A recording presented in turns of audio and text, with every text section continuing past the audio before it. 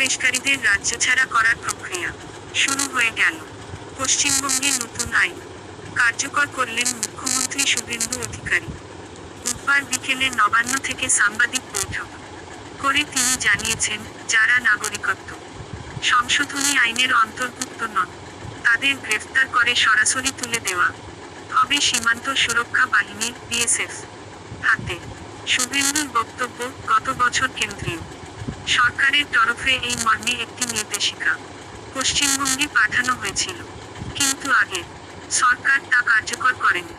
রাজ্যে প্রথম বার ক্ষমতায় এসে বিজেপি সরকার আইন কার্যকর করল।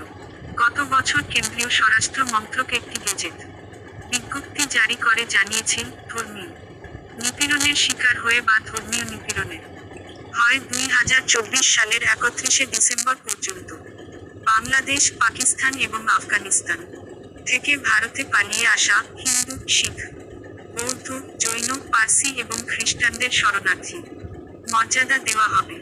ভারত সরকার তাদের তাড়িয়ে দেবে না। 2025 সালের 4 এপ্রিল কার্যকর হওয়া অভিবাসন এবং বিদেশি আইনের 33 ধারা অনুযায়ী এই বিজ্ঞপ্তি জারি করা হয়। সংসদের বাজেট অধিবেশনে এই আইন